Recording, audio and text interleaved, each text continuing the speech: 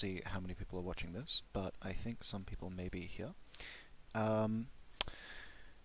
I might wait until 11:05 and then get started, but hey, anyone here?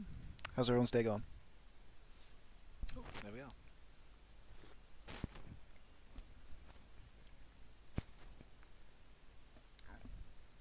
Alright, I am not sure how to see how many people are watching this, but I think some people may be here.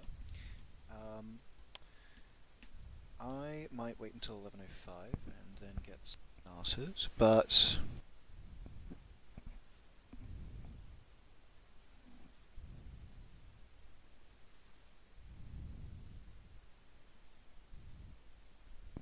hello, yeah.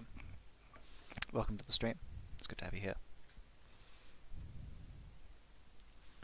Okay, while we are waiting for 11:05, I will grab my stuff.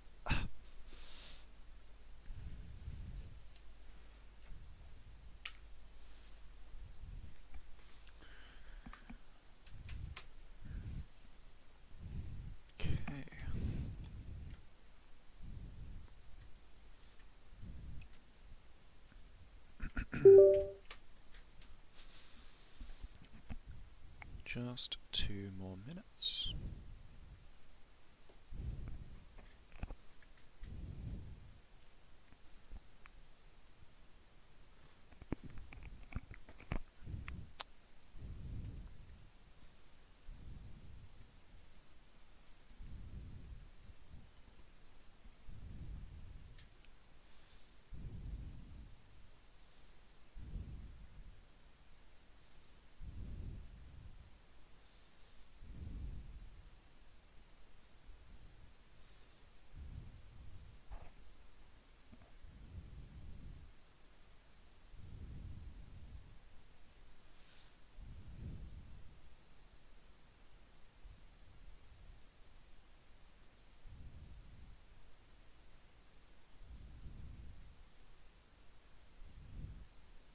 Okay. Alright, I think it's about to get time to get started. Okay, welcome everyone here to the 3711 revision seminar. I am Christian. I'll be your host for the first half of today.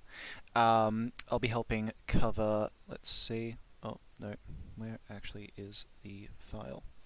Let's just go quickly to uni. Where is MathSoc? Okay. There we are. Alright, so I'll be your first presenter for the day. William Wu, the wonderful William Wu, he will be the second. I'll be covering Introduction to Group Theory and Group Homomorphisms. Now, I just want to be able to see the chat and the stream, so I'm just going to open up on my phone real quick, and then we'll get into it. Okay, so there we are. Stream's showing. Let's open that on YouTube. Okay.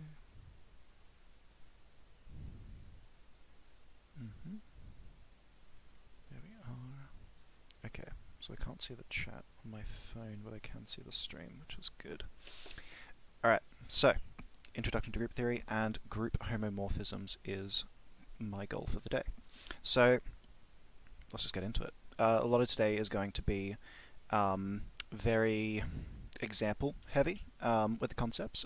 Towards the end, couldn't find too many examples, so just went with the concepts, but in the beginning we'll be having a lot of fun stuff to do. So let's just get right into it. Let's consider tutorial problem set 1, question 6. So let's consider the n by n general linear set of integer matrices, GL NZ. So such that the inverse of M exists and also has integer entries. We are to show that GLN of Z forms a group when endowed with matrix multiplication. So let's just go back through some of the basic definitions. So, definition of a group. You have these kind of 4 axioms. So you have the axiom of associativity. So if you have a group endowed with a binary map, we often give it as this like little tuple, G star, so a set and an action, or a binary map. We have associativity holds, so just regular ideas of associativity. We have that there exists an identity that, when multiplied on the left or right with any group element, does nothing. Oh, and that's a mistake. My apologies. That there is meant to just say G. I must have gotten that mixed up with inverses accidentally. So this here should be a G, and that'll be the same for subsequent slides. And then the idea is that inverses exist, and there is closure. For notational purposes, we usually don't ever really write the star, so we can just kind of omit that, because it's often known how interactions between group elements are. So by omitting the star, it just makes everything that much more compact, that much nicer. So again, this is G. So what we want to do here, let's add a page. Okay. Why is it frozen? Don't tell me it's going to crash again. Oh, God. Okay. Also, it's in German. I don't know why. Okay, so there we are. We're all good. Alright. So let's copy down our question.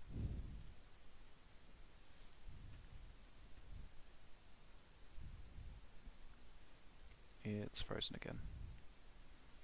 This is not good. I really hope it doesn't keep doing this today. If it does, I may have to find something else. Oh, wait, no. Okay, there we go, we're good.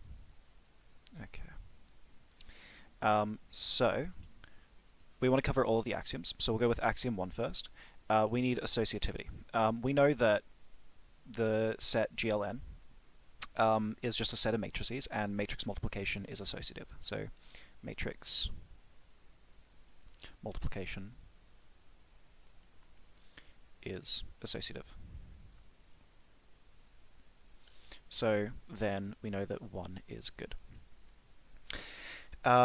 We need there to be an identity, so we need to essentially prove that the identity matrix IN, which is just 1, 1 down the diagonals, 0, 0, 0, or we can maybe able to say it like 1, 1, dot, dot, dot, 1, just zeros, zeros. We can say that that is definitely an element of GLN of Z, because all of its elements are integers, and as we know by just regular linear algebra, the inverse is itself. So the inverse is also just comprised of integers, and is thus also in general linear n Z. So we've got 2 covered. We then need there to be inverses of any element.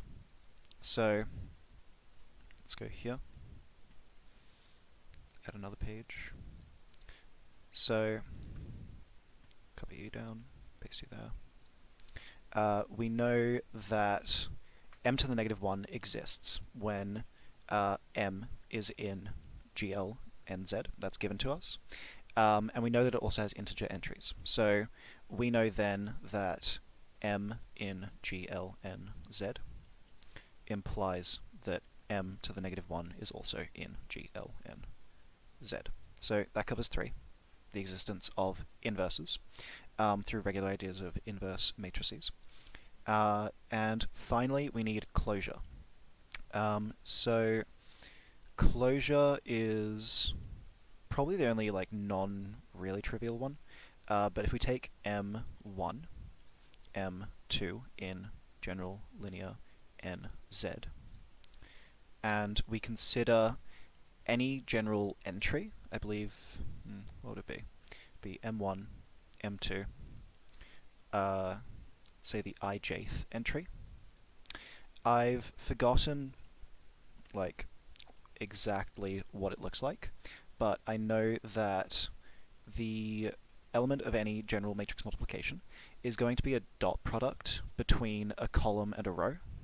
So we might be able to say row dot column of some sort. Now, since every element of M1 and M2 are integers, then every element of this row and this column from one or the other is going to be integers. And dot product is only multiplication and addition, and the set of integers is closed under multiplication and addition. So we're all good. We know that the fourth is covered as every element, a row dot a column, of M1, M2 is going to be an integer. So we're all good there, and we've gone through the 4 basic ideas of what comprises a group and covered them all. Okay, so we're all good there. Now, I'm not sure just how bad the delay is, so I'm just going to stay on chat for a little bit and just see if anyone has any questions. I'll wait here until the chat shows up on my phone, and then wait maybe 10 seconds after that. Okay.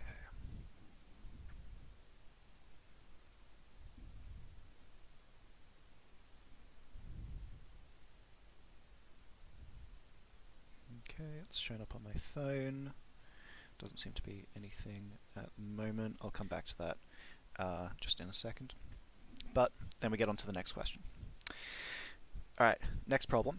This is a modified version of one of the tutorial problems, a harder version at that.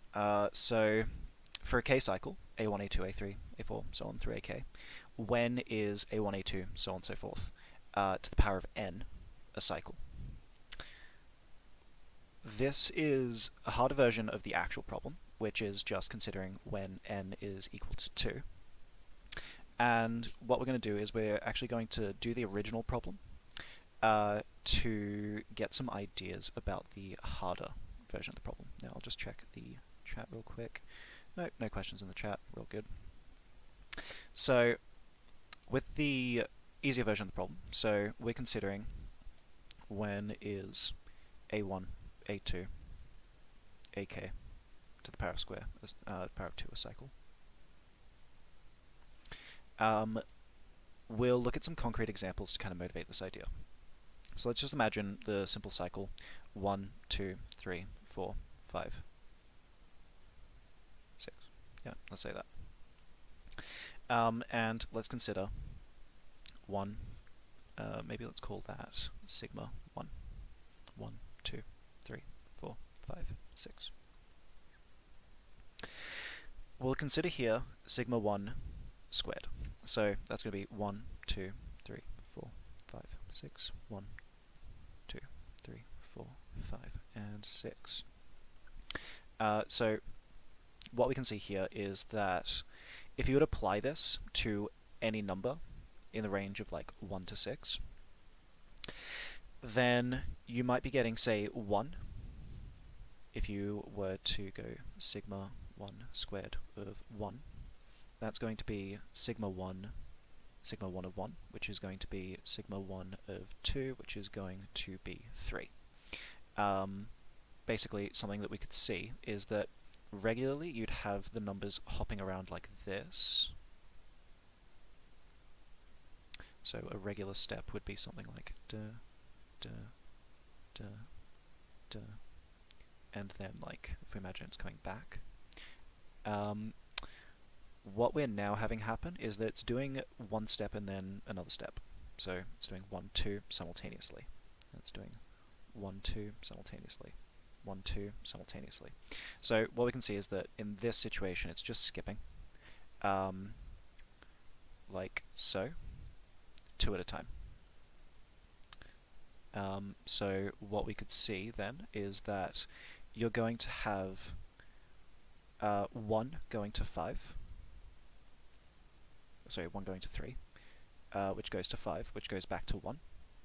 And we're going to be having 2 go to 4, go to 6, go back to 2.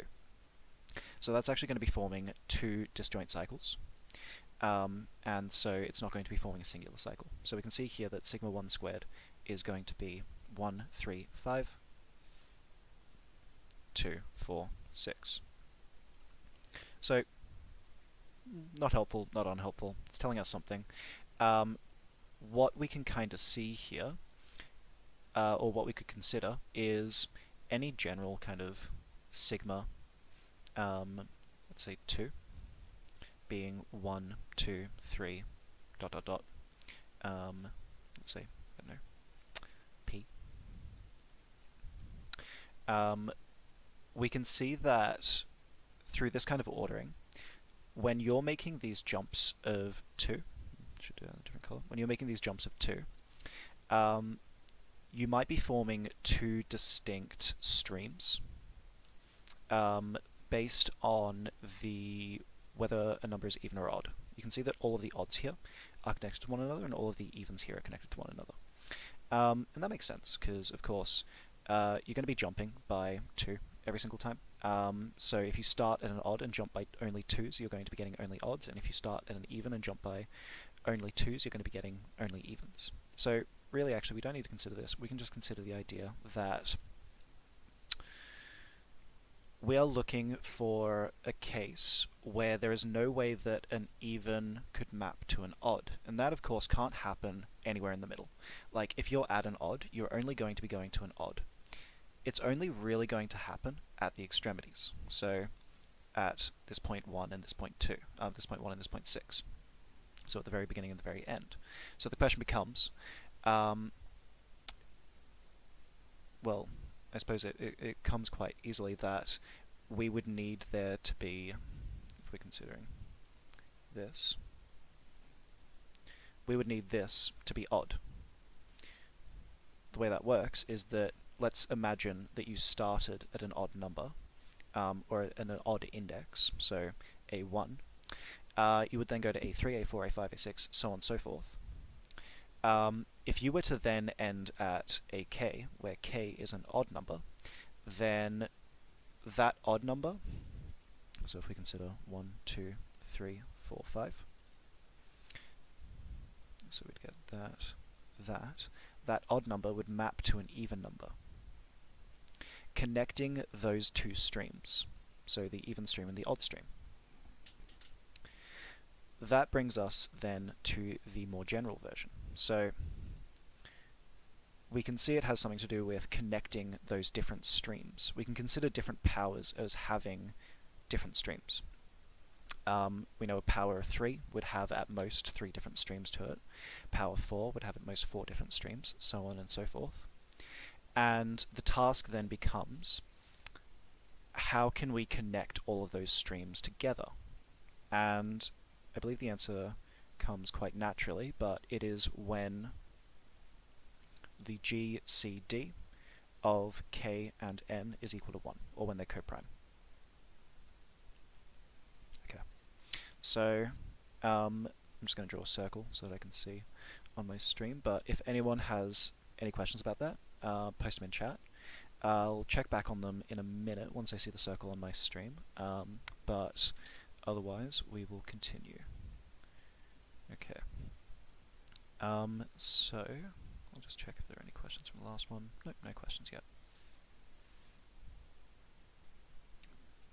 Alright, so we are to find the subgroup of C under multiplication, complex under multiplication, generated by these elements. So let's consider here the idea of a generator set, or a generator group. Okay, so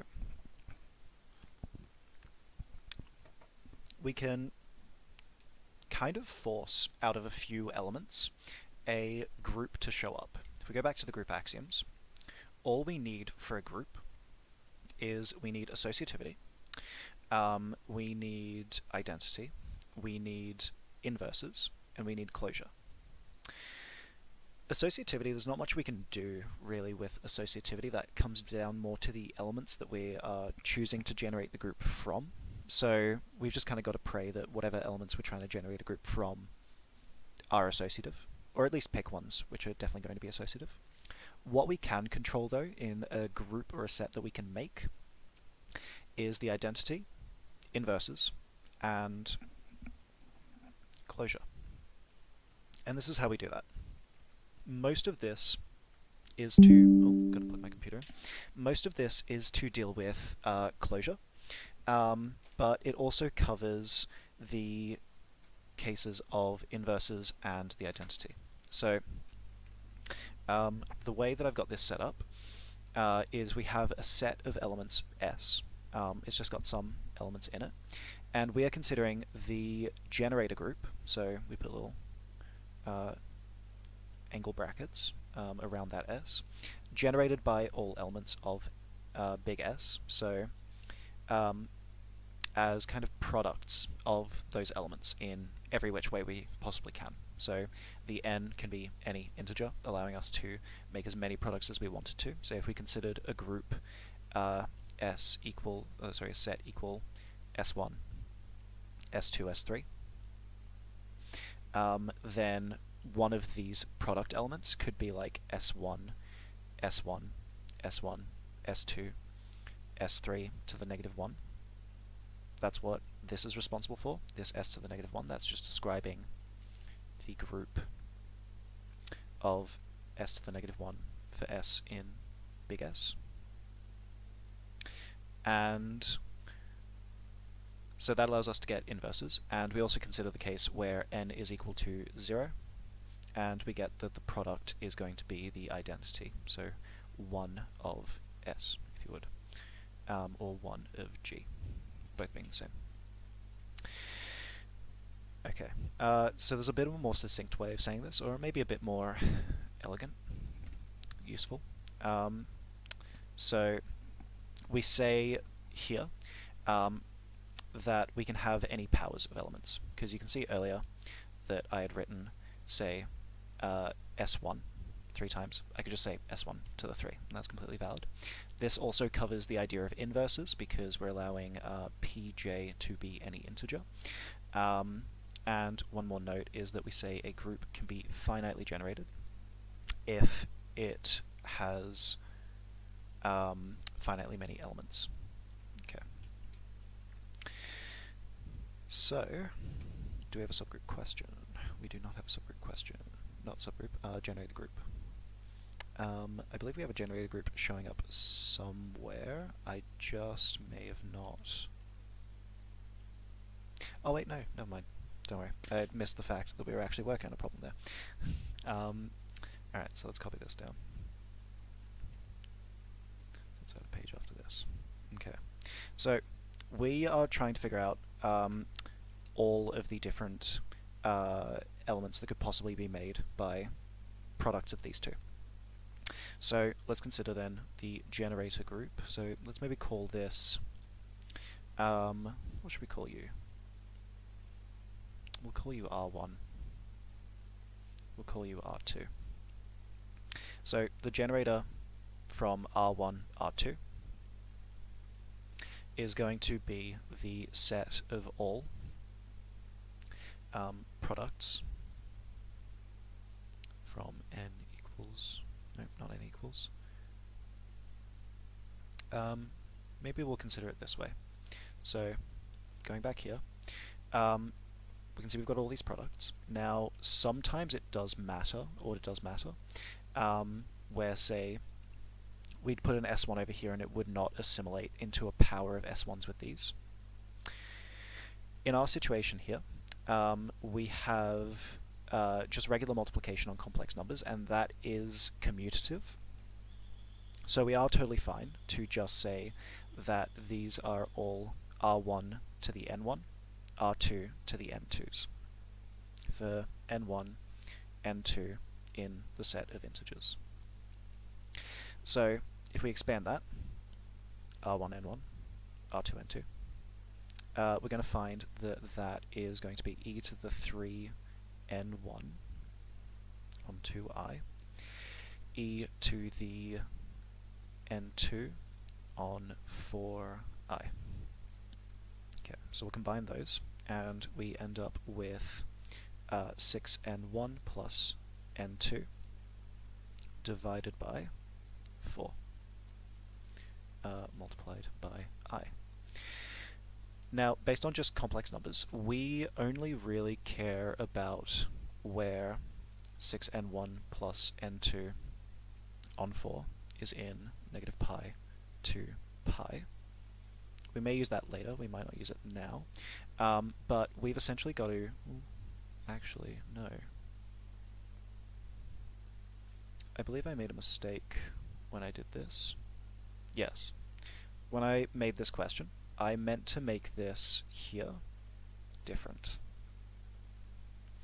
I meant to make that e to the I... Well, basically there's meant to be a factor of pi in both of those. Otherwise we're going to get some irrational numbers from the perspective of pi, which is going to cause complications. So we're then going to just fix this and this. So it's meant to be an n1. And so we might just write a pi over here, just to make our lives easier. Okay, so we want to then consider where these numbers are in the range of -1 to 1. Alright, we're all good now. So, what we'll do is figure out exactly, well, what all of these could possibly be. Maybe we'll go 6n plus n2 is between -4 and 4 inclusive. We can see actually here quite nicely that that is going to be generating, well, you can just let n1 equal 0 and n2 roam freely, and you'll get that you can have this be -3, -2, -1, 0, 1, 2, 3, and 4. So we then get that the generator group R1, R2 is equal to e to the -3 pi on 4I, e to the negative, maybe we'll just say n pi on 4I, for n in the range -3 to 4. Okay, there we are. Quite a nice answer. We actually find that this can be generated from the group of e to the n pi on 4, e to the pi on 4I. And that's just because of another small mistake I made. I meant for this to be a 2I on 3, and then we would have gotten some kind of non-trivial extra bits from this one. Particularly what I was looking to do, we won't do it just because I don't want to run out of time. This has already actually taken up 20 minutes. Not this question, but just in general. What I wanted to look at was essentially on a unit circle, you look at the roots as, well, you have pi on 4 here. It's going to generate these ones. And then we would have had 2 on 3, so 2 on 3, 2/3 of the way. Something like maybe there? Not sure. But it would have been down to looking at the combinations of these, and essentially the shortest distance between them, I believe. Now I believe these two distances are going to be the same, and we would get that those form the generator group. I believe. I don't know, I'd have to do it, don't take my word for that, that's just speculation. Alright, I should check the chat. Nope, no questions yet. Again, I'm going to draw a little circle. Anyone has questions, please let me know in chat, otherwise we'll move on to the next one. So then we will consider some sigma in S6 defined by the two-line notation, given that by that. We have to write out this explicitly as a product of transpositions, and hence determine whether it's even or odd. We'll verify our answer by computing sigma delta, where delta is the difference product. Alright, so reminding ourselves of the difference product, it's just a little thing that we often use to test whether a well, it's one of the definitions as to whether a product of transpositions is even or odd. But it has other uses, which I have kind of forgotten. We'll focus on the question though. So, looking at this, we might look at this as it's kind of disjoint streams. We can see that 1 maps to 3, 3 maps to 6, 6 maps back to 1. So that's a closed stream. So we get 1 to 3 to 6 back to 1. Then we're going to have 2 going to 5, 5 going back to 2. So 2 goes to 5, 5 goes back to 2. And finally 4 maps to 4. So we won't really write that. You don't write when nothing happens to a variable. So what we get here is we're going to get sigma is 1, 3, 6, 2, 5. We've already got a transposition here. We've just got to decompose this into transpositions. And we could say now, I do believe this is right, this is going to be 1, 3, 3, 6, 2, 5. So let's just check this. If we were to apply this to something on 1, 3, or 6, this wouldn't matter. So we'd get 3 mapping to 6, and then we get 6 mapping to nothing, or 6 mapping to itself.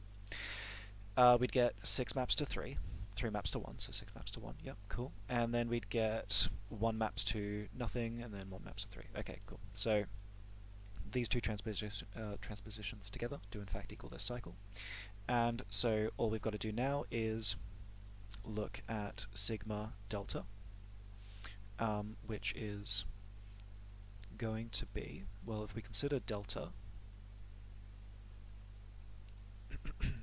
on 6 elements, x1 through x6, that's going to be from this definition, xi minus xj.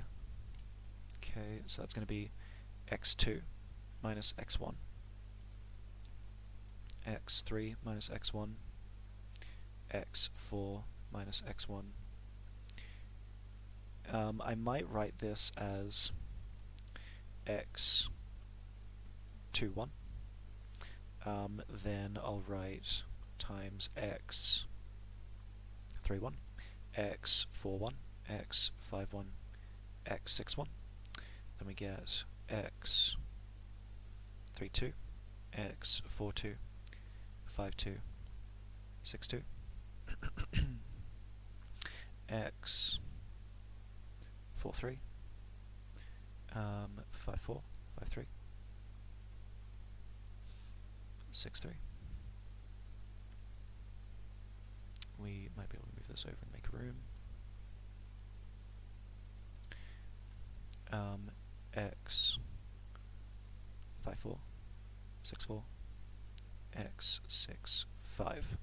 And I've just written that where xij is representative of xi minus xj. So just a symbolic measure so that I didn't have to write this out many, many, many times. So let's consider what happens when we apply each of these transpositions one by one. So we'll give them little colors. So if we were to apply this transposition here, so this orange one, 2, 5, we're going to switch elements x2 with x5. So let's look at which ones here that's going to affect, because of course if we were to switch around elements, specifically these two elements here, if they're in the same kind of product, then what we're going to be getting is actually negation of the difference product. But let's look at everything affected by 2 and 5. So we're going to be getting u, u, u, and u, as well as u, u, u, u, and u. Something we can see is that x42 and x54, wait, no, yep, we could see that x42 is going to go from x4 minus x2 to x4 minus x5, which is negative x5 minus x4.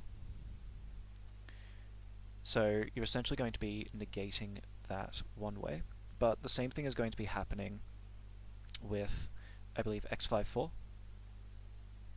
So x5 minus x4 is going to become x2 minus x4, which is going to become the negative of x4 minus x2. So those negations kind of account for each other, cancel each other out, and we're going to be getting that with everything. There's always going to be like a pair, so say x2 1 is going to be with x5 1, I do believe. And so we're going to be getting all of these ones with just singles disappearing.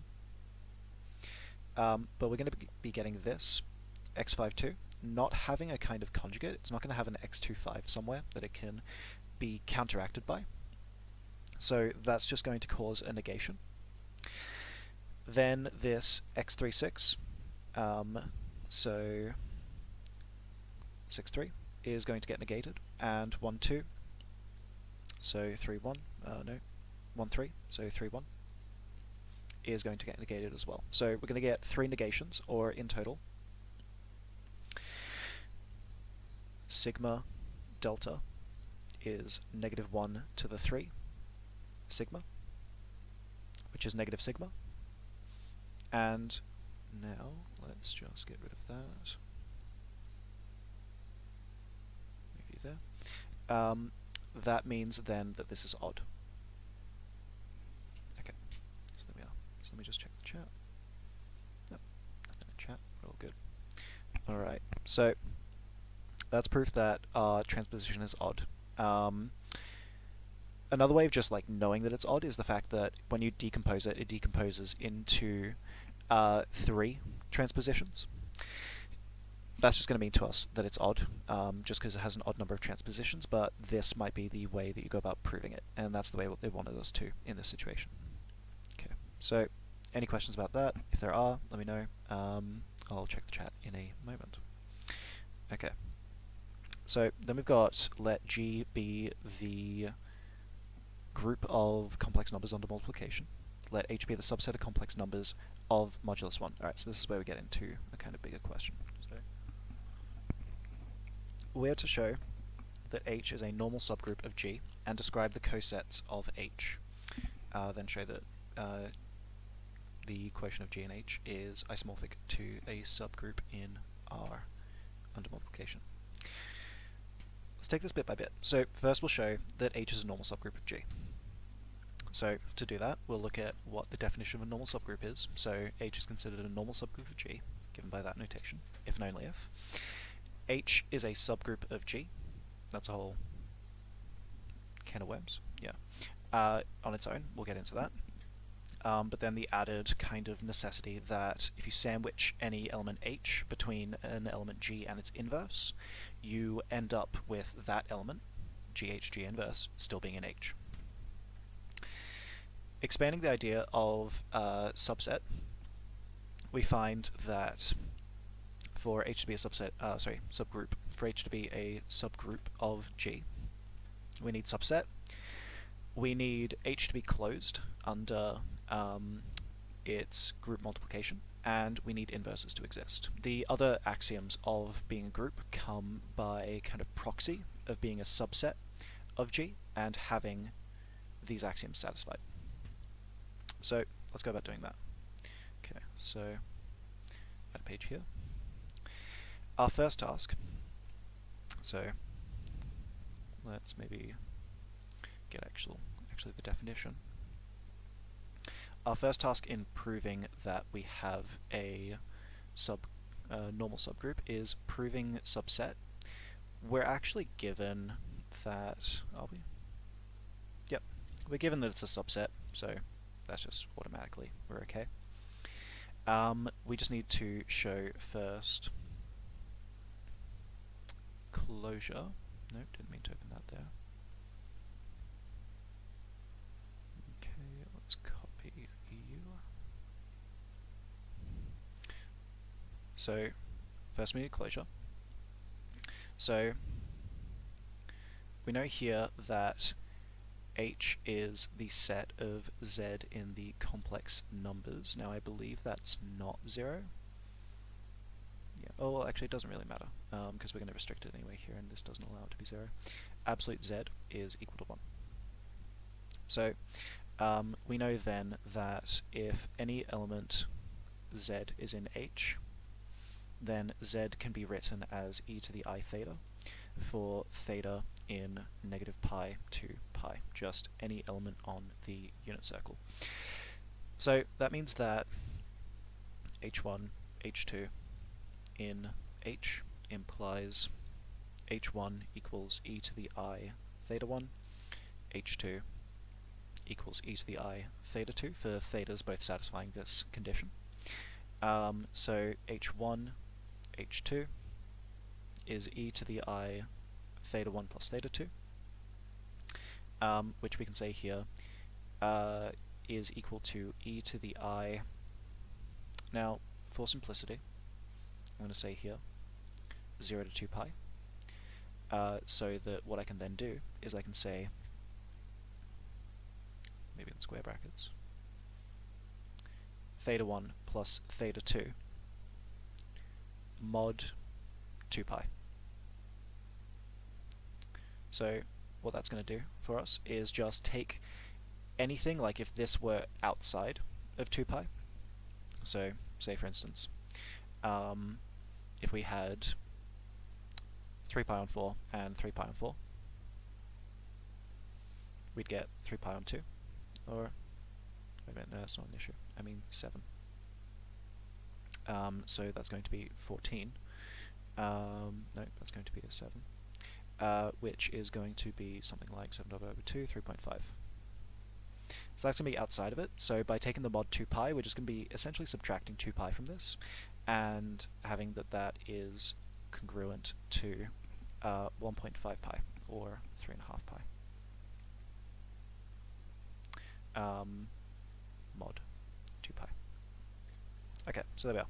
So we've proven that we can give any element h1, h2 as an element, so equals e to the I theta 0 to 2 pi, an element of H. Okay, so we're all good there. So we know then that number 2 is good.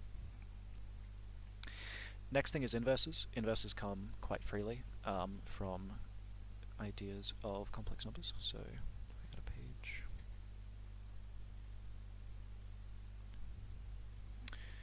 Okay. So h and h implies h equals e to the I theta. Theta is between 0 and 2 pi. So h to the negative 1, e to the negative I theta, and so we can write this as e to the I outside of 2 pi minus theta. I mean, that's kind of like, you could possibly have this equaling 2 pi if theta equals 0, but I mean, really that's a bit pedantic. If we want to be truly like proper about it, we might be able to say I outside of negative theta mod 2 pi, and that's kind of going to save us in all situations, but pretty much you're going to be able to just translate this negative theta by some amount based on what it is to get it in this domain. So we can see that that is in H for a theta prime, if you would, so equals e to the I theta prime. Theta prime is in this domain, and that is of course in H. So we get inverses. Final thing is the actual normal subgroup portion of this proof. So let's copy this to clipboard. So add page. So this one is a bit less trivial, still quite easy. So G in G means that G is in the set of complex numbers under multiplication. So that is any complex number that isn't 0. And this is the I'll put a subtraction just because we use division notation for other things. So we get c minus 0, so everything but 0. So what that means is that we can write this as sum r e to the I theta. I'm just going to give up on the idea of restricting the domain of theta. From complex numbers we know that it doesn't really matter what theta you pick, you can always translate it back to the domain of 0 to 2 pi, including 0.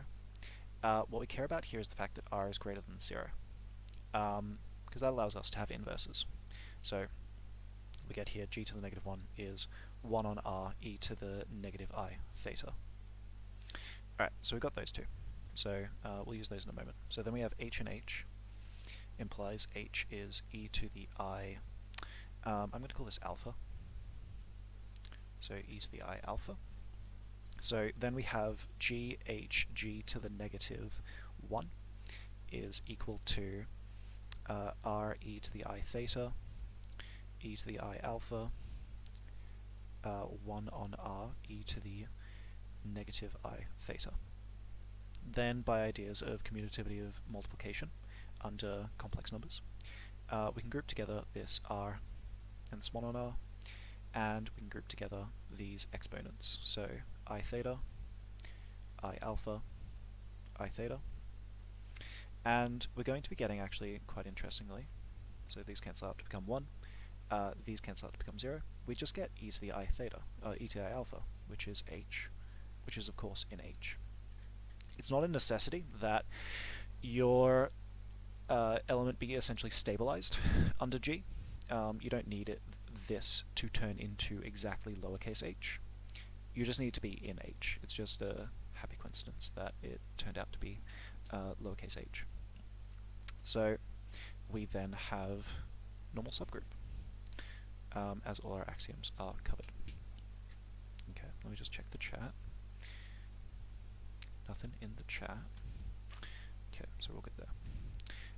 If there are any questions about this, please let me know, and I'll probably get to it, I reckon, at the end of the next problem would be the easiest way of doing it. Now, we are running out of time, and I have quite a few slides, so we're going to speed through this. So we are to describe the cosets of h. So let's go through the definition of a coset. Left coset is what we usually talk about. It doesn't really matter about the right cosets, because all the results we talk about are analogous with right cosets. They'll have analogous results. So we consider the left coset of h in G as taking some element, lowercase g in capital G, and left multiplying it onto all elements of h. So essentially corrupting it or distributing amongst all of h. Our task is to describe the cosets, so we'll do so. Let's go back to what we did earlier. Ideas of... oh boy. Okay. Don't know why it keeps crashing. Okay. We're back. Alright, so let's copy you down.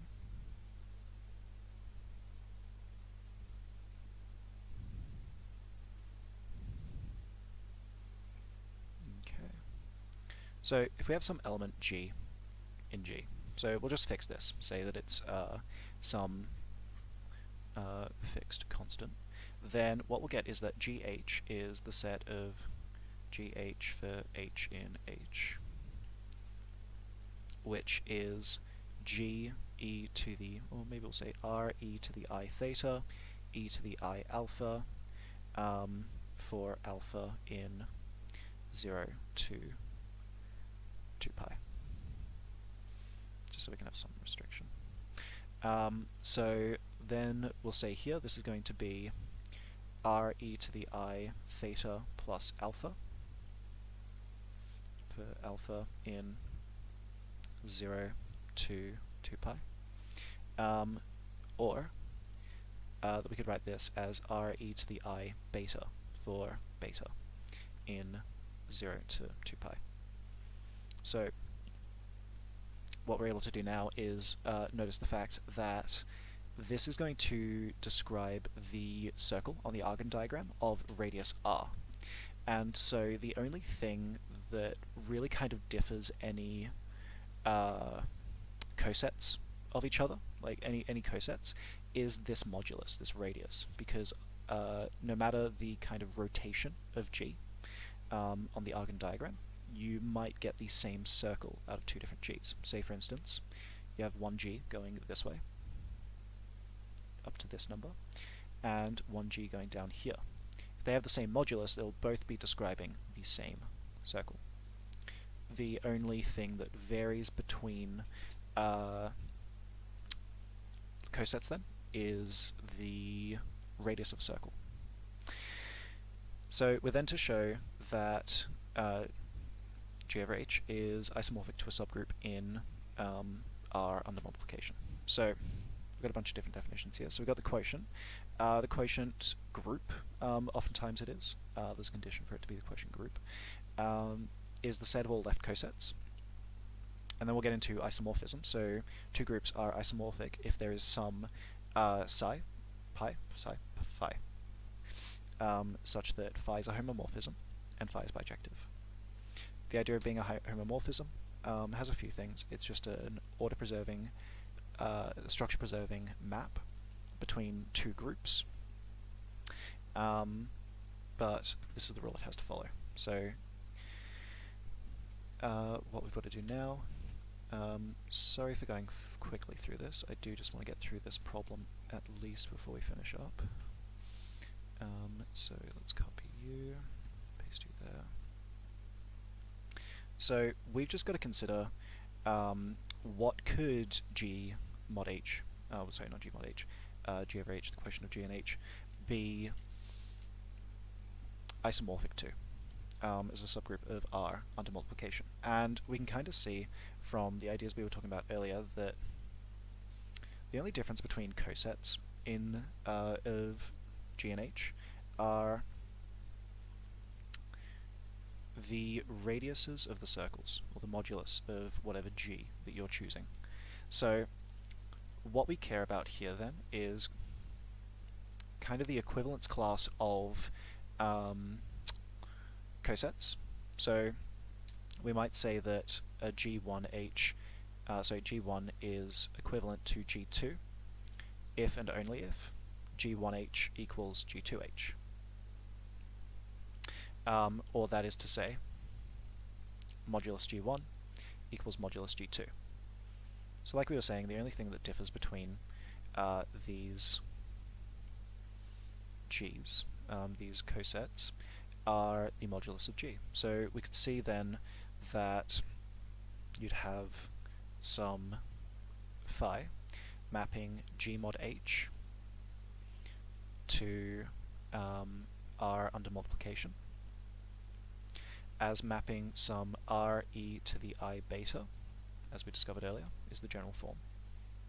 Back here. To the value r. And so we get that homomorphism. Oh, wait a minute. I just realized I made a mistake. I read that as homomorphism. We need an isomorphism. Oh boy.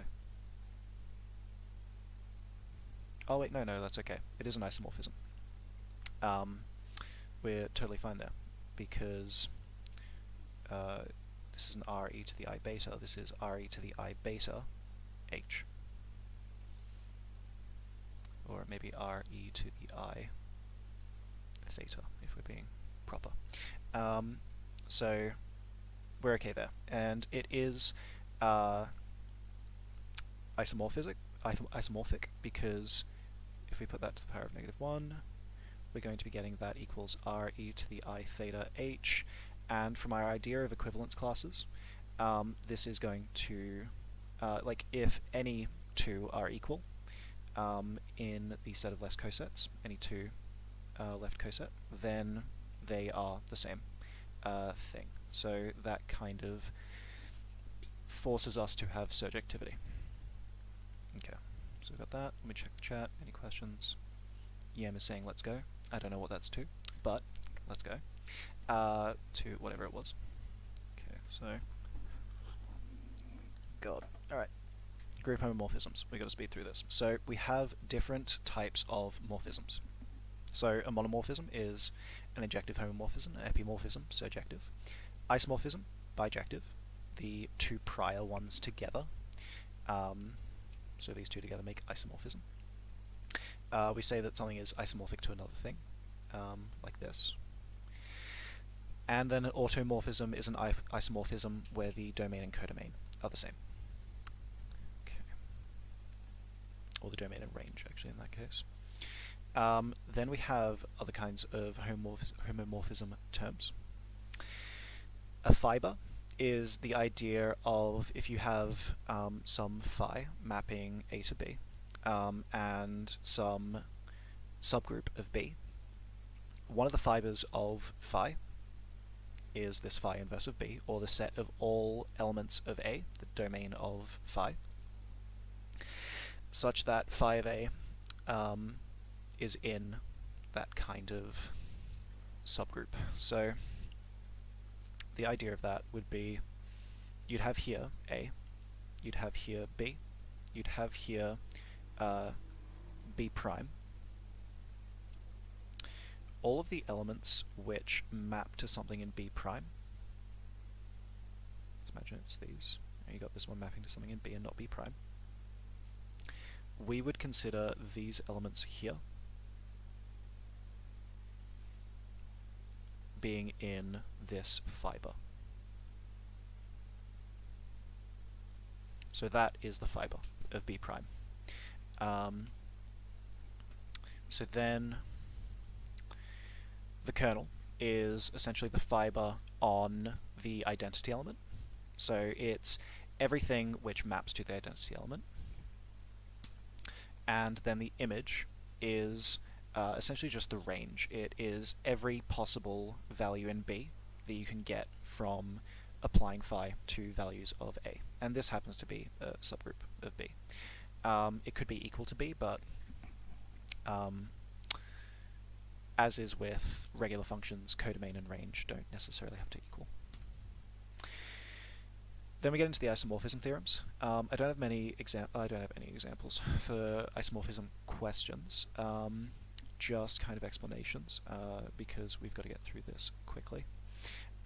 So the idea with, if we have a homomorphism phi, so if we have maybe A and we have B, if we have A maps to B under phi, we could create some homomorphism mapping G to, oh wait, no, it's meant to say B.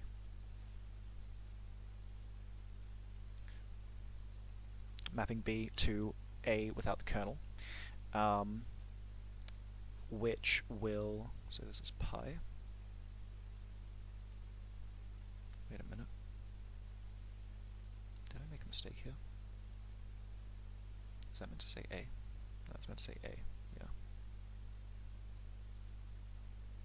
Okay, you say A.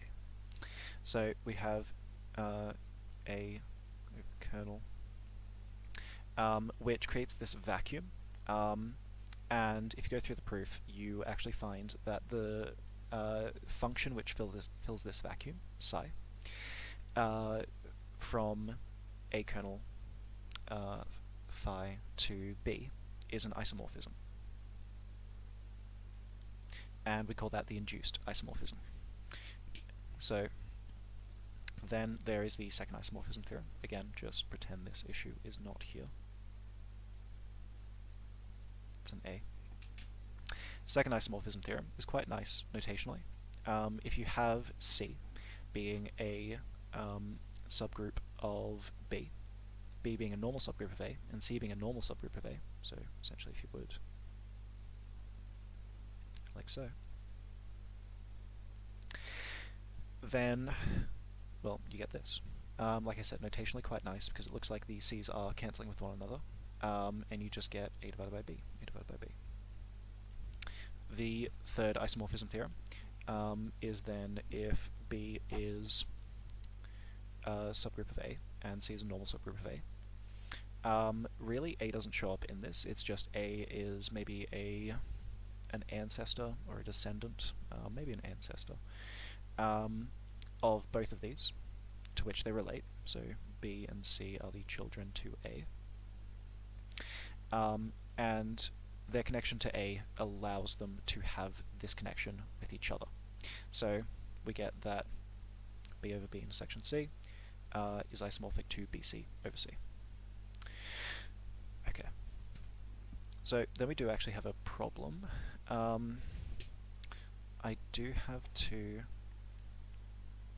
hop off to let the next presenter present, so let me see how much more there is to this.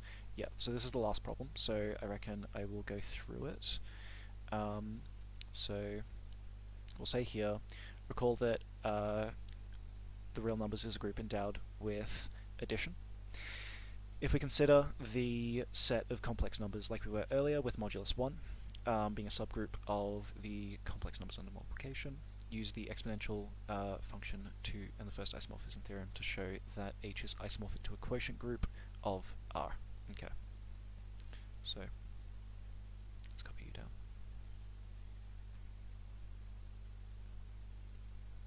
Okay, so we have here, I'll just check. No questions. So what are we doing here? State explicitly what the quotient group is. So let's just get my diagram back. Okay.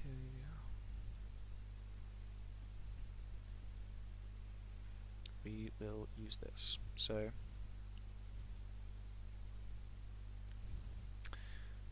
let's consider here, we've got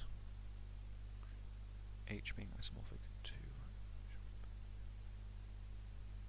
quotient group of R, so we're mapping to H, I believe, using the exponential function. God. I put this in a few days ago, and I don't know why I didn't put in a solution. I may need to just pass this on to William. If possible, I'll have a look for a solution and append this to the slides before they're uploaded to the website. But I don't want to go too far over time here. Okay, so let me just get in correspondence with William to see how he's going. See if he's ready.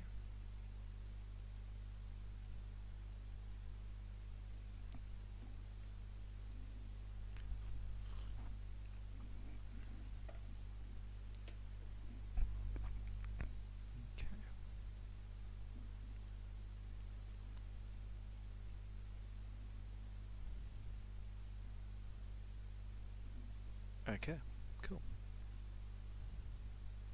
Alright, I will leave you all in the good hands of William Weir. He will treat you well.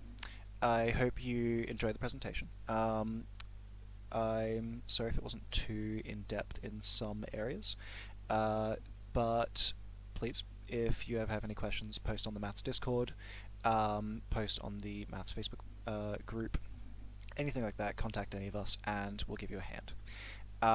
But that's about it from me. So I hope you all have a good day, and I will catch you around.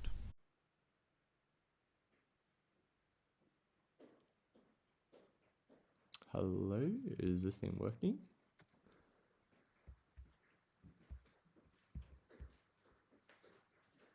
Hello, is this thing working? Alright, okay, I can hear myself. Cool. Okay, I'll just give it a few seconds for the stream to settle in.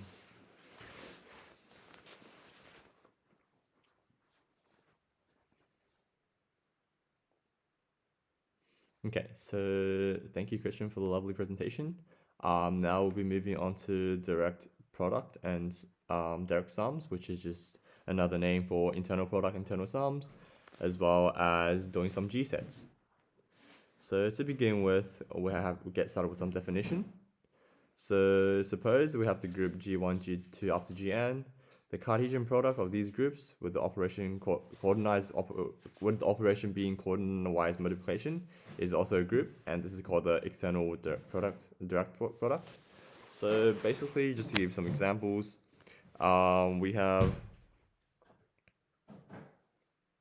let's say we have a group like 2, 3 times, this is both G and G, sorry, they're real numbers, and this times by another set of the real numbers is 3, 3, and then we will end up having something like 6, 9, and it's pretty much like this example here. A good example of this is I guess if we change this, hold on. Yeah, another example of this would also be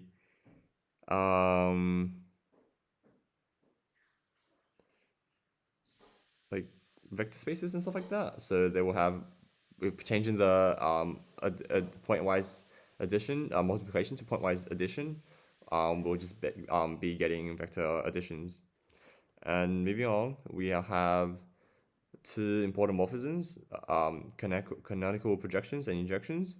And basically, based off the name, you can kind of guess which one is which.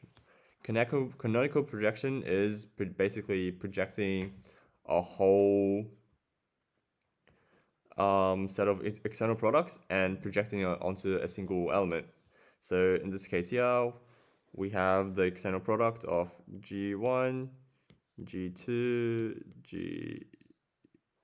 G3, all the way up to Gn, and pi of k is just projecting out, basically pulling out the kth element, and this is a onto, because we and it's an onto is an epimorphism. Next up, we have a canonical injection, and from the name, I guess you can kind of guess it's injecting an element into such a group such that all the rest are ones. So in this case, we have an example. Let's say we are injecting, let ik I2 be R2 onto R1, R times R times R times R, and we'll have 2 onto 1, 1, 2, 1, like that. And we just have some more examples here. So consider the canonical projection of these sets. So we have the reals under multiplication, that the dihedral group, the 6 dihedral group, the real under addition, and we wanna inject out, wanna project out the multiplication group, which is this element. So you can pretty much count them. So this is the first one, which is the reals. The second one, which is the reals under multiplication. The third one, the dihedral group, and this fourth one. So if we pull this out, we'll just get 3. And that's what you get. And similarly with the injection, we'll get this. Notice that they're not all ones, like how I did earlier with pulling out the with injecting the reals out, because what we actually, when we do injections, actually we get the identity of each of the group. So the identity under multiplication is 1. The identity under the real numbers is 0. The under identity, and then we think we're injecting on the third one, we get -5. And the identity under the symmetrical group of the 4 is should just be 1 as well, like that. Next up, we have internal direct product. So basically, it's very much like, kind of like external direct product, but in this case, we are like multiplying all the groups together, hence like it's internal direct product, and all the G1s and GNs have to be subgroups of G, but they don't have to be abelian. Now notice that all the groups are disjoint because all these groups are disjoint and they partition G, because we must have the intersection of all the groups together must be nothing but the identity. So yeah, and they are isomorphic to the external direct product, and we can see that just with a quick example. So let's take phi that takes G1, G2, G3 to G1x, G2x, G3, and this is just G1, G2, G3 to G1, G2, G3, right? And we pretty much just like kind of injecting all these elements onto the respective parts, right? So this will be formed by bijection and hence isomorphism. So we have a theorem here. It's pretty much like the question groups question mentioned earlier. So basically we have G times H over 1 times H, and which is just like this, and you can kind of think about it as this canceling out, and we'll just get G back.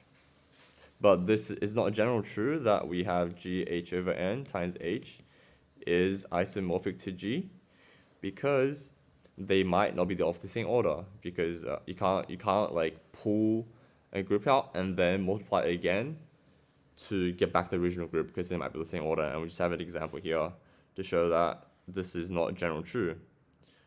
So there are some, before we go on, there are some useful tips to show that it's not an isomorphism. One, we know that isomorphism, the order of the original set element under isomorphism has the same order.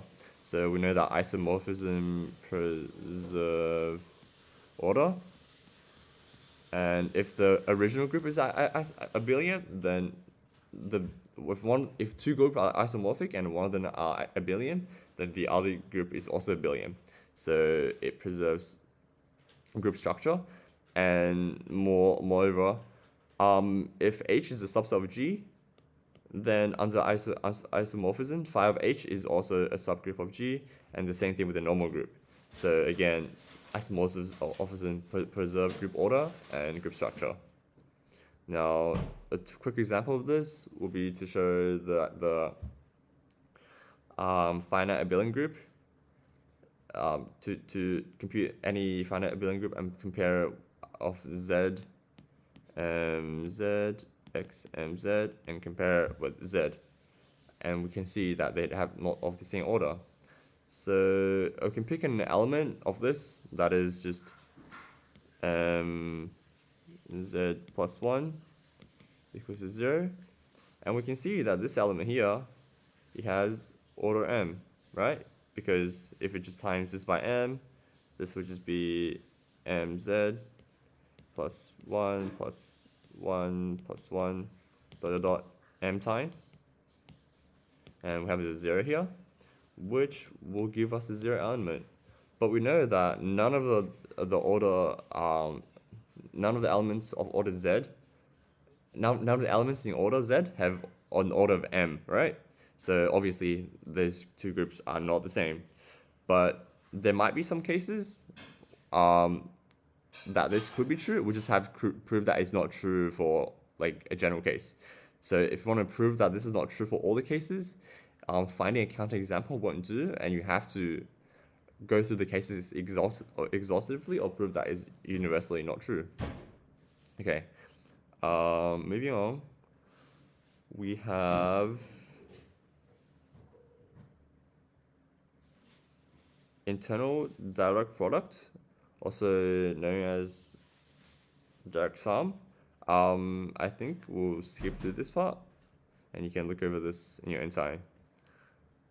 So this is a nice example here, and I think we should go through this. So suppose the group G is generated by X, Y, and Z and M. This means that by definition, all the elements in G are of the form of X, Y, Z, M, M, K for these powers, right? And that's for all the elements in Z or in G. And we have here that X minus 1, Y minus 1 equals to X inverse, and Z inverse equals to Y inverse, Z inverse equals to 1. And this only is true if we can write this as X inverse, Y inverse, and X inverse, Z inverse, and Y inverse, and Z inverse. And this means that all the elements within the groups are commutative with each other. So this is the abelian group, right? So basically, what I've gone through over there. Oh, and now we want to show that this is somehow isomorphic to this. We notice that this only has 2 elements over here, right? But our group is generated by 3 elements, right? Which means one of the elements must be redundant, and we can check that by checking this. So we have that x to the power 5 z equals to 1 over here, right? And since our group is generated by ym, xm, and zk, we can divide this by this. We can divide this by this. And if we do it once, we get ym equals to xm minus 5 and z minus k minus 1. And if we end up doing this k time, we can see that we get xm minus 5k, and z is k minus k, which is just 1. So basically, this z element in this group is not needed because we can represent it in terms of x. All right, so we can now write this group as G equals to ym x equals xm for m and slash in z, right? And so we have reduced it to all the elements. Now we use this part to hint what their orders are. So we have that y to the power of 3 is 1. So the order of y is 3. So if we have a subgroup of G with just the y element itself, y will be isomorphic to z 3z because y is cyclic, this is cyclic, and all the elements match up. We can just do it really quickly. So we can map this to 1. We can map y squared to 2, and we'll map y to the power of 3 equal to 0, right? And that is exactly z, the quotient group z on 3z. But now we see that the power of x doesn't really have a restriction on it. There's no way of making x equal to 0. So we see that x is of infinite power. But notice that we also have that the generator group between x and y, there's no connection between those two, other than the fact that the intersection is 1. Since they have no relation, apart from being commutative, we can write G as x and y, generated by x and y. And since y has an order of 3 and x has infinite order, then we have G is isomorphic to z times z 3z. Right? Next, we have the theorem of cyclic groups. So we have that all cyclic groups are up to isomorphism are isomorphic to Z of Z. Let's say we have a cyclic group of order H, then this will be isomorphic group to the, and H has an order of M, then this will be isomorphic to MZ.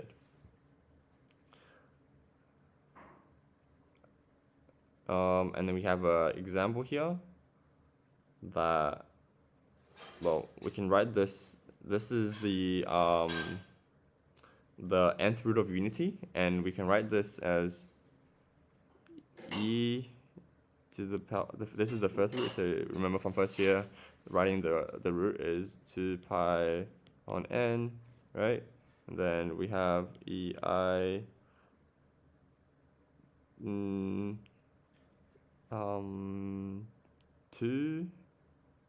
times 2 pi on n. And then we have ei n 3 times 2 pi on n, and all the way to ei to m pi on n. And we see that this has an e2 pi of order n, which will give us 1. And we see that this is a cyclic group. So this is isomorphic to the group of Z and Z, with cyclic group of order m. So this is isomorphic to Z and Z. Now next we have the group of Zn, the group of Z to the power of n, for n is an integer. This is isomorphic to Z for reasons, and you can try check that yourself at home. So now we'll have a nice theorem. It's called the structure theorem, that any finally degenerate group of order, this should be isomorphic, generated group can be broken down to Z H ZH1Z times ZH2Z times, that should be 2, all the way to HRZZ, HRZ, and H1 divides H2 divides H3, and so on all the way to, and these H1 and H2 and H3s, so on, there are all composition of the prime of the order of HG. I'll just give you a quick example. Say H has, so say G has an order of 24, and we want to find it up to isomorphism, that what we can write this group as. So 24 has the prime decompositions of 2 times 12, and we have 2 times 2 times 6, and we have 2 times 2 times 2 times 3, right? And so these things make up 24, and we can kind of mix and match and get them together. So we have, in one case, we have that 2 times 12. We can write, sorry, this is Z. That's a bit messy, hold on. We can write this as Z 2Z times Z 12Z, and we can also write this as Z 24Z. We can also write this as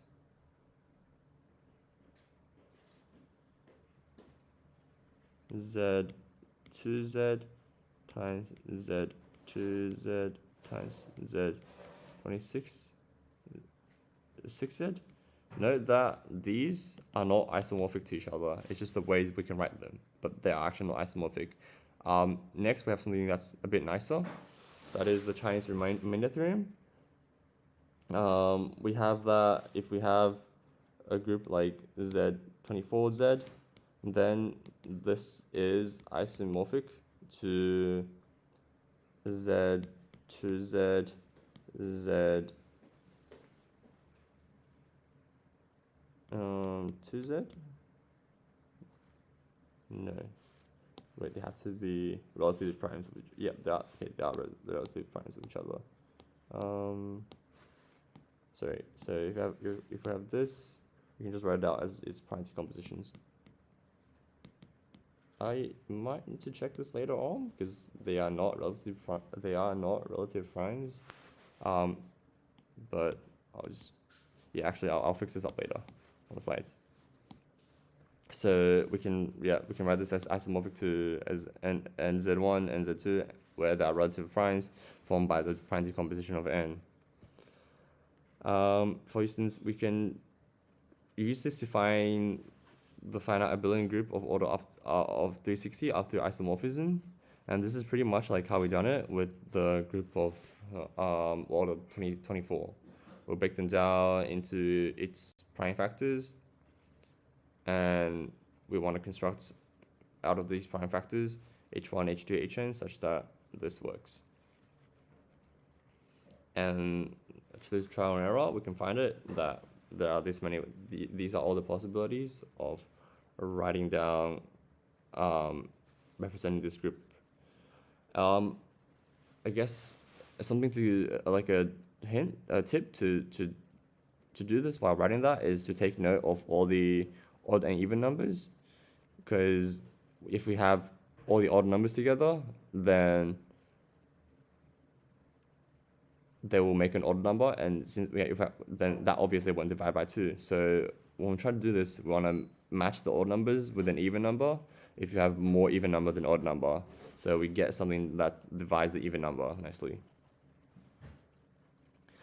Okay, now putting it together, this is a question. So we assume that G is a finite abelian group of order n for some positive integer n, and we want to determine for which positive integer d the map phi that maps from G to G, phi dx of d of x is an isomorphism.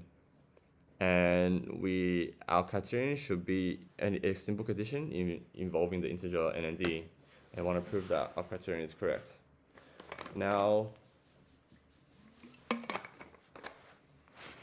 an obvious one to try here is to see that to pick one that such that the GCD of n and d are 1, which means that n and d have no have no common factors. It's just because that if n and d has a common factor, then we can pick a prime decomposition of n, let's say m, that divides both n, and m divides by d, n divides d, right?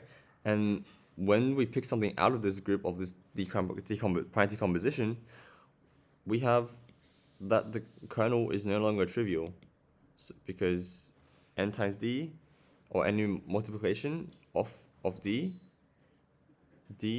is just some k m x, right? And that gives 0 for all the elements in this group of order m. But we'll go through with that more concretely. So right now we'll go like off our instinct and say that we want to show the GCD of n and d has to be 1, otherwise it won't be isomorphic. So the natural condition to start off as GCD of n and d is 1, and to do this, we want to show both ways. We want to show that if the GCD of n and d is not 1, then our phi is not an isomorphism. I want to show the converse, that if GCD of n and d is 1, then phi is an isomorphism. Now, since phi of d is the finite map between abelian group of the same order, it is only bijective if the kernel is like trivial. So the anything that gets mapped to 0 should be the 0 element. That means, and that is if there's only no elements whose order is of order d. Now, know that G can be written from using the Chinese remainder theorem. We can write G as like its prime factors, where n1 a composition of its prime factors, where n1 should be n2 and n are co-primes, Now, suppose that N and D does have a common factor, then it must fall under one of these sets, right? And one of these sets, let's say we have the N and D have the common prime factor of GCD is not 1. Let's say GCD of this is call it Ni. So this means that we can find a set in here that is a multiple of Ni or is an order of Ni by the Chinese remainder theorem. What that means is all the elements in here, when we multiply it by D, right? So let's say we have Z and I, Z, and we have A in here. So if we have A times D, we automatically have K and I times A equal to 0 for all the A's in this set. Right? And that means that you could have something like 0, 0, 0, and this is the up all to the nth set, 0, 0, 0, and this part will be 0 no matter what. So the kernel won't be trivial, so we could actually map something like 0, 0, 0, 0, dot A for A in this, and this will also be mapped to 0, 0, 0, 0. Right? So it makes it kind of non-trivial, and so it's not an isomorphism. Now, we also want to show that if the GCD is 1, then it is an isomorphism. So we suppose that the GCD is 1, and the order of all the elements of G must divide by n. And if you want an order of an element to divide D, it follows that the order must be 1, because if we have, let's say we have A that divides by both n and A divides by both by D, then it means that GCD of GCD of n and D is 1. So this means that the order of A is 1, which means that and the only element that has order 1 is the identity. So A equals the identity element. And so we have, if GCD equals to 1, then it is isomorphism. And so since we have to prove that both ways, we have shown that our condition is both necessary and sufficient. And so this shows that it is that if the GCD equals to 1, the GCD of n and D is 1, then we have isomorphism. We'll skip this part and we'll move to the next section just because of time. Okay, so group action. Before we go through, we'll go through some basic definitions. So we have the isometry in Rn. The isometry in Rn is a subgroup of permutation for Rn, and basically it preserves distance. As we can see here, we have an isometry of T. We have an isometry T slash in iso Rm.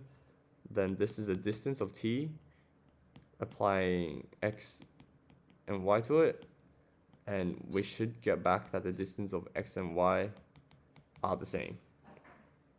Right, and they are in the form of qv plus c, where q is orthogonal and c is some vector. Just some examples: we have reflections is an isometry, rotation is an isometry, and translation is an isometry.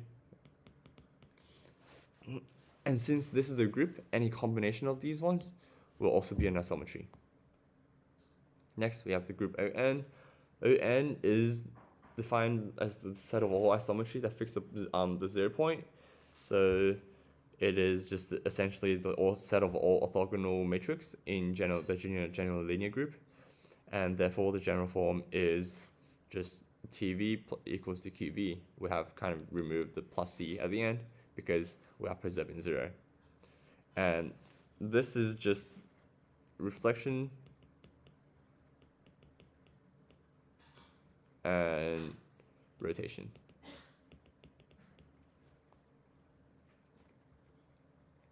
Now we have a nice theorem here that says every subgroup of O, the orthogonal group of two, or the order 2 in R2 is isomorphic to either the group of rotational symmetry of an angle, the cyclic group of Cn, or the group of all symmetries of angles, the dihedral group of Dn. Yeah, like I said before, it's a subgroup of On. So if O2, if a subgroup of this has, let's say, is a subgroup of SO2, which is I think this is the group that with determinant 1, this will just give us of all the rotations, because rotations in O2 in R2 are written by S sine theta, I think. I hope this isn't wrong. Sine theta, I think it's like this. So and we see that this has a determinant of 1, right? No matter what theta is, and that's just basically rotation in R2. And or a group of symmetries of a dihedral group, and this means that we could have, again, we could have a rotation, and we could have a rotation by 180 degree, because remember, dihedral group is the group generated by tau and sigma, where tau is of order 2 and sigma is of order m. So if I have a reflection of order m, then a rotation of order n and a rotation of order 2, which is like a 180 rotation, then we have a dihedral group, which is a symmetry of an angle. Now, this is just an example that showing that O2 and the group of the group of symmetry, and we can see, just to go through really quickly, we have one rotation like this. Oh, sorry, we have one, right? We have one rotation like this, 180 by 180 degrees, right? And we also have another rotation like this by 180 degrees. And so this is isomorphic to D2, which has 4 elements, where both T and tau are rotations along the axis, and they both have order 2, because if we rotate once, let's call this edge B. If we rotate once, the edge A is here, and if we rotate it again, it goes back to the original place.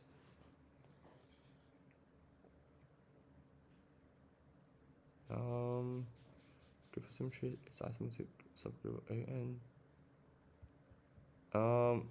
Okay. Might have made a mistake here. Okay, we'll move on. The slide should be correct though.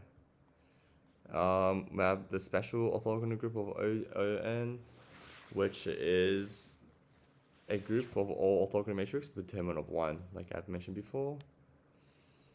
And by extension, the special group of orthogonal group of dimension 3 is the group of all rotation in R3. Now we can classify these kind of rotations, right? We have either a cyclic rotation by along a given plane. So let's say, and we could have a dihedral rotation, which is a rotation along a given plane along with the flip, like rotating 180 degrees on like another plane. So we have an XYZ plane. That's a very badly drawn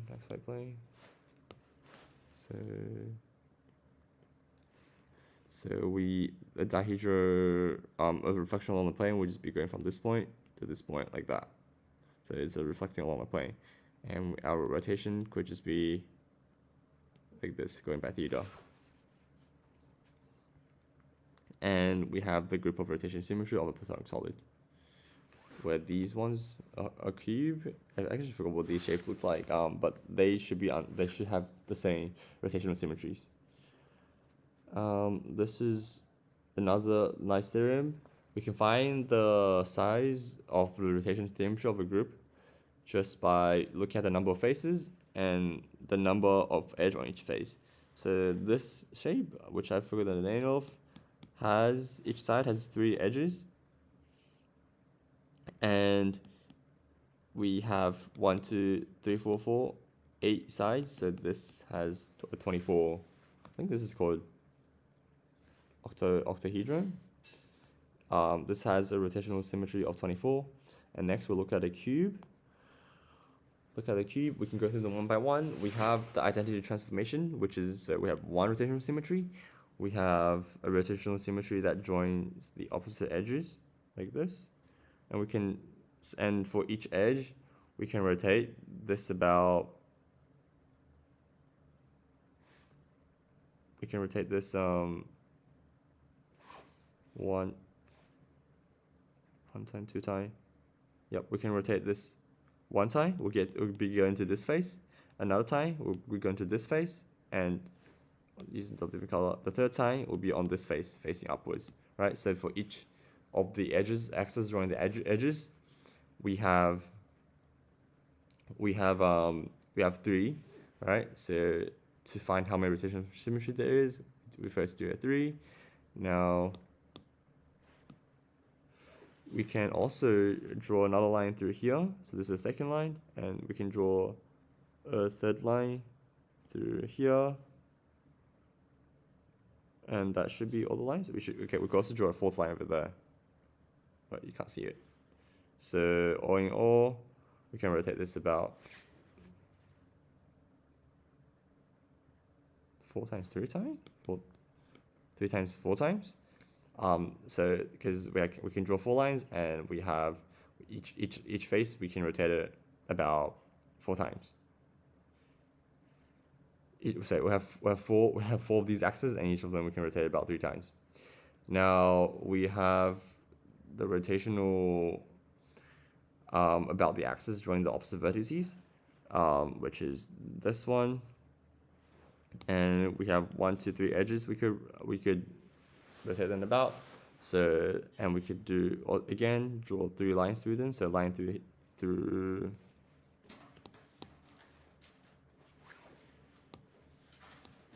a line from here to there, from the point B to point E, and for a line from point D to point G to point G. And we could rotate each of these sides about 3 times. So, and have 3 of them, so that's 3 times 3. And we have a rotation about axis of drawing the midpoints of the opposite faces, which is this one. And to preserve the symmetry, we can only do 180 rotation. We can do 190 rotation, right? And so this is just 6 times 1. And adding that up, if we compare it with our theorem, then using number of faces times the edges on the face, we should be getting 24 edges in total. But for some reason, that's not. So 1 plus 12 plus 9 plus 6. Okay, that is not 24. Okay, I must have messed up somewhere here. Let's see. So, yep, that's correct. Rotation about the axis drawing the opposite vertices. So that should actually be 2.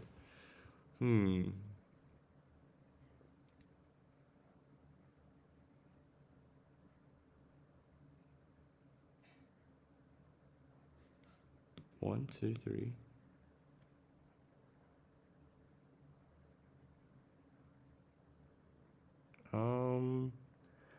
Not too sure why there's only 2, but it seems to be the correct answer because this does add up to 24. Okay, we'll skip this for now. I'll try to think about this while we go. Okay, next we have G sets. Basically, we can think about it as a group acting on an element in a given set. So the most typical example we can think about is vector spaces. So any vector space spanned by v1, v2, v3, and we have a group of element. Let's say the real integers acting on it. It will just the real number acting on it. It will just be r a1.z is a z. So we define it as this. So we'll have alpha a v1 is just a scalar multiple of v1, right? And we have to have the following condition holds. That is, we have to have the identity, and we also need to have that they are we can think about this as associativity. So we have to have both the identity and the associativity hold. And if those both hold, we'll call them G sets. Now, we can think about this as a group homomorphism from G to permorph S, where basically each group element of G is just an action on S that is invertible. And it maps from S to self. And this is just an example of G sets. Now we have a definition of G stable sets. So a G stable set is basically T is a subset of S, and it is G stable if we apply G to it, to all the elements of T, and we get back a subset of T. So another way to write this is for all G/in G and for all T/in T, we have G dot T equals to T1, where T1 is in T as well. Next up, we have orbits. It is the smallest G stable subset of G that contains S. It can be thought as all the element of S that one can get by acting on S. So basically, we take all of G. So everything in G. So G1 dot S, G2 dot S, G3 dot S, and so on. And we want to see what we get. What we get after what part of S we get after this acts on it. It's a little bit like quotient groups that Christian's gone through earlier.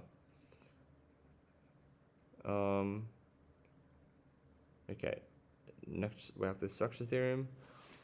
It is basically, we define a equivalence relation that S is related to S if S is in G dot S. So basically, if we can get S equal, you can get S by multiplying, by doing the group action of S on G dot S, which is a lot like quotient groups and cosets from group theory.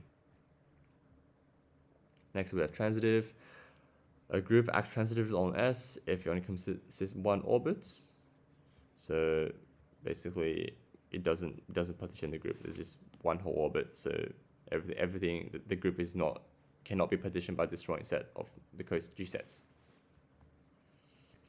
And next we have conjugacy class. I don't think I have time to go through this, but you can read the notes yourself.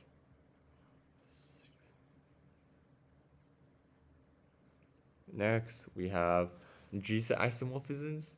So two G sets, G1 and G2, is an isomorphic function such that psi of G dot S is G dot S. Again, this is like associativity. So, and this is called a G equivalent. So this is basically saying that if it doesn't matter where we have the G act on S, we can pull them out of the function. And if psi is bijective, then the G sets of S1 and S2 are isomorphic. Now we have a nice example from tutorial we have let S be the set of complex 2x2 matrices, and G be the general linear group in the complex numbers. We let G act on S by conjugation.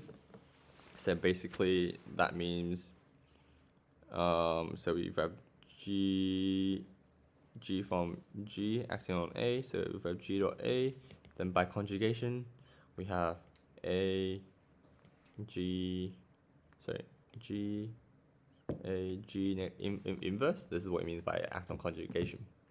And we want to show that the orbits of GA, G dot A, and G dot B are isomorphic G sets. So to go through this, we obviously want to know what each of the sets look like. So we should, before we begin, we should write what the orbits would look like. So we have G dot A is the set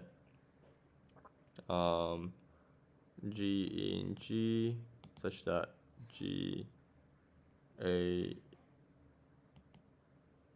G shouldn't be that G -1 equals to G dot A, and similarly G dot B is the set such that G in G we have G dot B equals to G A G inverse.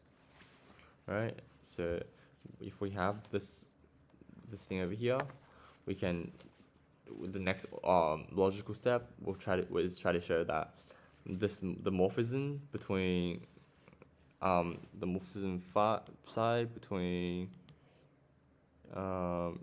G dot A to G dot B is a function, is a valid morphism.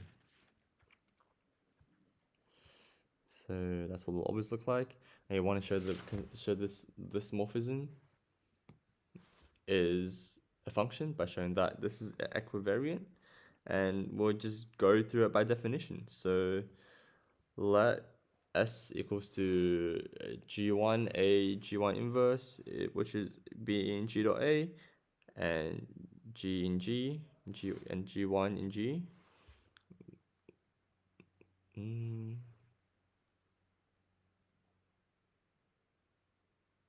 Yeah, okay. No, not G in G. That is correct. And so if what we want to show is that G dot psi S equals to G equals to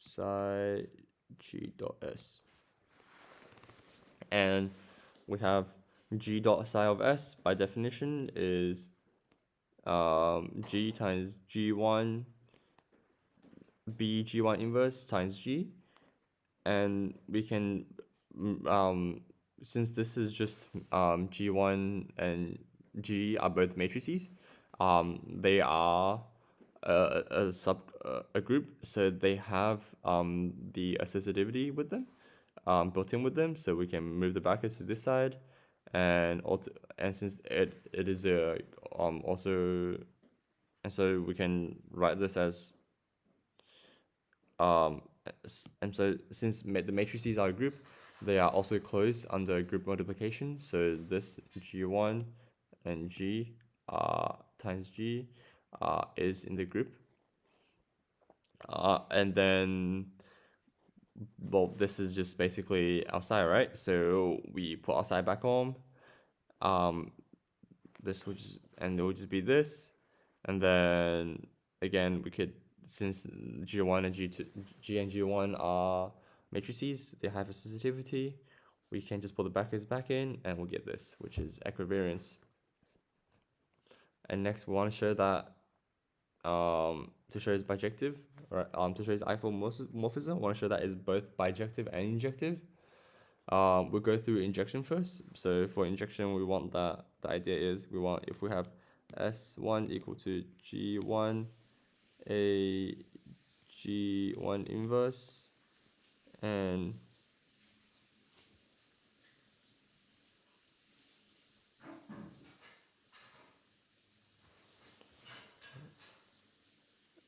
S2 is G2 inverse, then we want to show that psi of S1 and S2 are the same.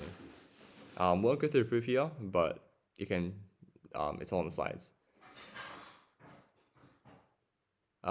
Next, we also have to show that is onto, but based off the nature of the function that we have built here, this will naturally be onto, because for everything in the because in the range, we can just think of this as matrix, like the identity mapping to a identity if we pull both A and B out, right? So for every G here, we can just pretty much we can just do the same thing. So and put the G back into the function, and we get that is onto. Next we have stabilizers. A stabilizer is basically a subgroup of all elements of G that fixes S. So, and then we have the structure theorem of G orbits, that we have if a group acts transitive on the set S and S is in S, and let H be the stabilizer of S, which is a subgroup G, then next we have the following isomorphism, that mapping from the quotient group of G to G dot S. And basing off this, we have that G dot the size of G dot S equals to the size of G divided by the size of the stabilizer of S. So basically, the size of a stabilizer of a certain set times the size of an orb of a certain set, it will give us the order of the group.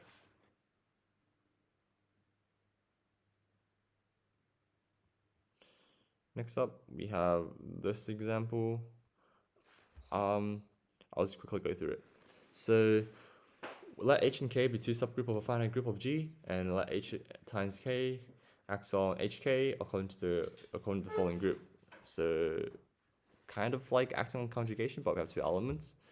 And we want to use the structure theorem to show that the size of H times K, HK is equal to H times K over HK. And to give this like an idea on how to do this, we should first classify what each of these sets are. So since this acts on this, our H times K will be G, and this would just be S. I'll set S. Right. Yep. And we need to find a nice element to find the orbit and the stabilizer, so we can calculate the size of this. And an obvious choice to do is to look for the identity element. And if we have the identity element, the stabilizer is then just this, right? Because we have H of 1 acting on the identity, and G K minus 1, and we have H1 K minus 1, which will mean that H1 must equal to K1, and this only happens in H and K in this the set between if they're in base H and K.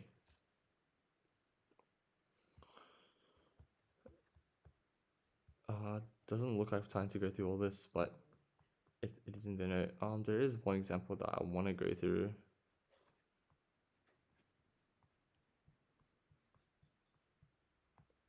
That is the counting orbit theorem. So we first define what a fixed point set is. It is the set SH such that all the elements are affixed by H. Example of this, we can think about reflection along the x-axis, and this is basically reflection tau acting on R2. So basically, the only point it fixes are the points along the x-axis, So R2, or let's just call it S in here. So and call this J. So R2J. So basically SJ is just all the axis. It's a bit scuffed, but and we have a theorem that says the orbit of a set is given by the size of the set that acts on it, 1 over the size of the set act on it times by the stabilizers of all the elements in the set, of all the elements in G. And we have an example that wants to show the G is a finite group that acts transitively upon a fixed set with more than one element. Show that the elements of G so that there is an element of G without a fixed set. So if G acts transitively on the set S, then by definition there is only one orbit. So S over G is just the size of 1, and we kind of want to go assume that by contradiction, that suppose that all the elements, all the stabilizers, so all the fixed point set on G for G in G are bigger than 1, bigger or equal to 1, right? I'm going to kind of show that it forms a contradiction. So this is our counting orbit theorem, and we want to show that, suppose that this is true, and we want to show that this can't be true, so this has to be true. So we know that there is the identity element in the S in G that fix all of S. So basically S times IG for all the S in S, we get S back. And we know that S has more than one element, so the size of S must be bigger than 1, right? And we can do this G times, so assume that at minimum, each of the element in G only fixes 1 point. So SG1 equal to 1, SG2,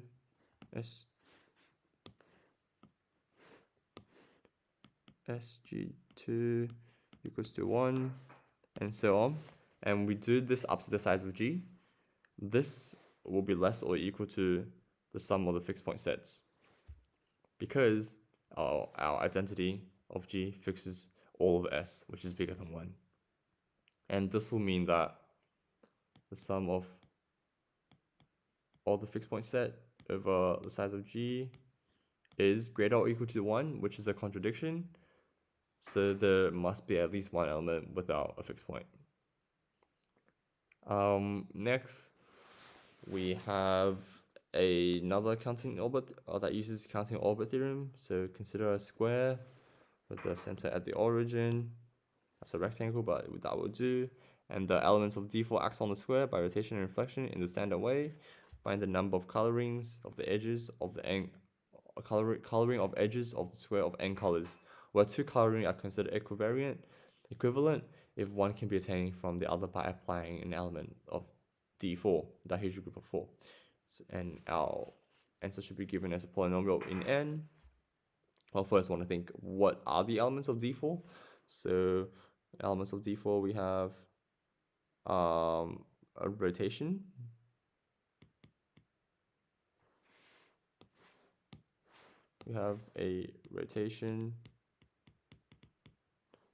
that is of order 4, and we have a reflection of order 2, and that makes the dihedral group. Let's call this sigma, and let's call this tau. So by rotation, we can rotate this over 4 times, right? And we can write sigma, represent the rotation as sigma x1, x2, x3, x4. That that maps to x2, x1, x3, x4, x1, right? And it is 4 cycle. And so we first want to find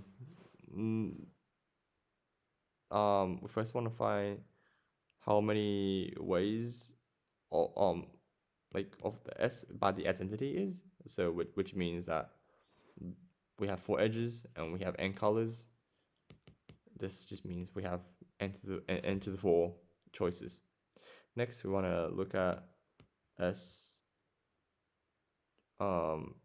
sigma, right? Which is just this. So doing so, for simplicity's sake, I'll just write this was 1, 2, 3, 4 instead of x1, x2. So we have want to map 1, 2, 3, 4 to 2, 3, 4, 1. So 1 equals to 2, 2 equals to 3, and 3 equals to 4. Then we see that all these edges have to be of the same color, which means that we have n ways of doing so. And notice that this also equals to S53. So we have n ways of doing so. And next, we want to pick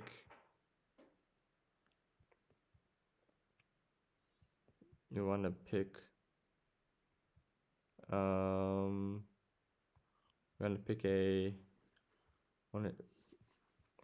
want to pick S phi of 2, right? Which if I have sigma of 2 is the mapping 1, 2, 3, 4, 2, 3, 4, 2, 1.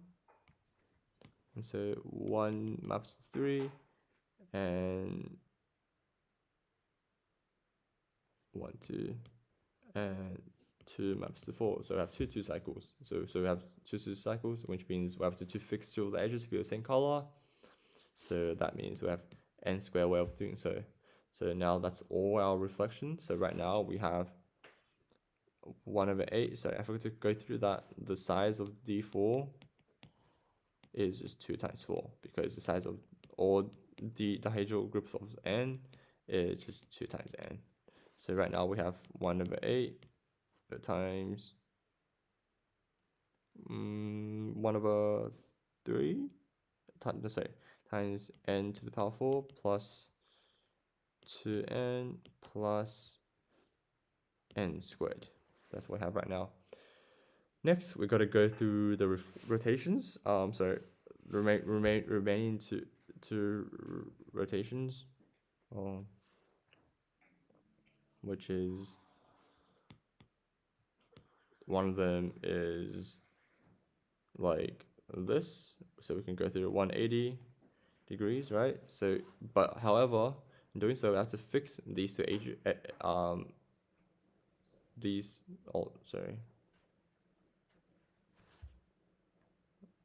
that's not, yes, okay, so this is our rotations.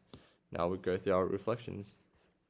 So our reflections, if we have a square here, we can either reflect along the axis, or we could reflect along the diagonals. Now, if we pick this one, if we choose to reflect along the diagonals, then to keep this symmetric, we have to fix these two sides to be of the same color. And this is a 2 cycle. So we have, and we could reflect it like this is as well, right? And so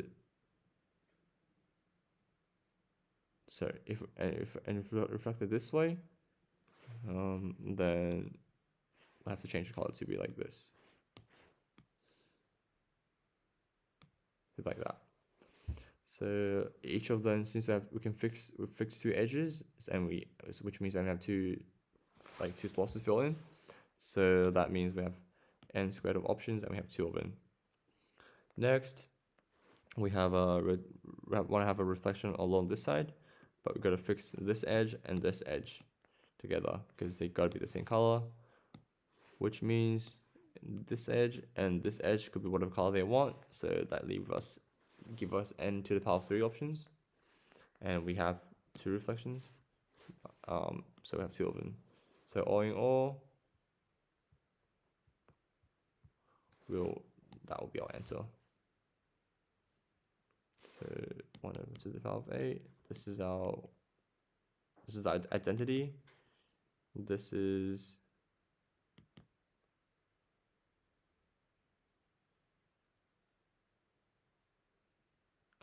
plus this is our rotation, n squared to n squared, and then this is one of another rotation, and this is our n to the power of 3. This is our reflection, and this is our another reflection. Should be 1 here. This is asymmetric. Okay, that concludes the stream for today. Yeah, I'll see you guys next time.